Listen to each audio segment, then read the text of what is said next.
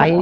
9,000អីនេះបើនិយាយទៅយើងកូនខ្លួនឯងក៏នៅតែបានខ្លះបាទសម្រាប់អ្នកដែលគាត់ទិញកូនគេវាអត់សូវចំណេញបាទតែបើតម្លៃបានត្រឹម10000ឬក៏11000ដូច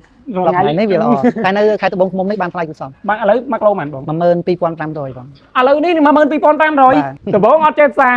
ស្រាប់តែពេលបង្កើតក្តីសម័យខ្លួនឯងដល់ដំណាក់កាលចេះផ្សារខ្លួនឯងអូតូហ្មងចេះផ្សារចេះរៀបចំខ្លួនឯងមិនមែនត្រឹមតែចេះរៀបចំគំនិតគូប្លង់ទេផ្សារចេញមកហ្មងចេះបើចាំជួលគេមកពេលខ្លះចេះទាំងអស់ហ្នឹងបាទជួលគេពិបាកមួយយើងចាំជ្រុកពីហានិភ័យបាទពីចិនចូលពិបាកតែពេលអញ្ចឹងយើងផ្សារខ្លួនឯង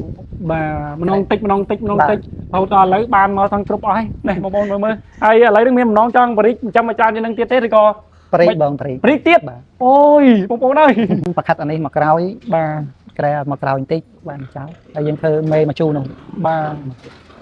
ហើយចង់តម្លាក់យ៉ាទៅមុខតម្លាក់អារោងសាច់នោះបាទបងប្អូនមើលផ្ទៃដីបើគាត់រៀងធំដែរអញ្ចឹងបងគាត់មានគម្រោងបន្តរហូតដល់ខ្ញុំបាទស្ថានយូបាទចង់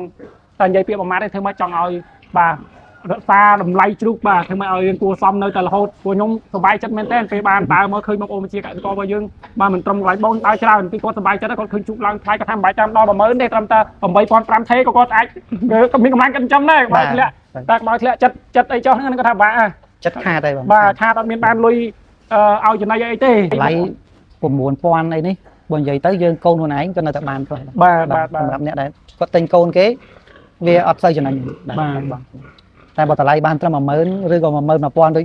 ថ្ងៃនេះវាល្អតែនៅខេត្តត្បូងឃ្មុំនេះបានថ្លៃគួរសមបាទឥឡូវ1គីឡូមិនបង12500បងឥឡូវនេះ12500ម៉ែអើយបងប្អូនឃើញឥឡូវជ្រូករបស់គាត់នៅសល់ប៉ុណ្ណេះគ្រប់ទឹកហើយចង់និយាយថាសំខាន់អូមកគឺស្វាហាប់បងប្អូនណាគេមានកម្លាំងគេបាទសុខភាពល្អគាត់អូឡើងដល់លើនោះទៀតឃើញមើលអត់បានបាទឥឡូវវាផ្អើលថាទីមួយអត់ដែរមានគេចូលថ្មីតែប្រពន្ធខ្ញុំក៏ដែរមករងថ្ងៃដឹងតែជ្រូកប្រហែលទេនៅក្នុងនេះតែខ្ញុំម្នាក់ឯងថ្មីតែចាប់ជ្រូកក៏ខ្ញុំចាប់ម្នាក់ឯងដែរចាប់ជ្រូកសាច់ម្ដង10ក្បាលក៏ដោយ5ក្បាលក៏ដោយក៏ខ្ញុំចាប់ម្នាក់ឯងដែរ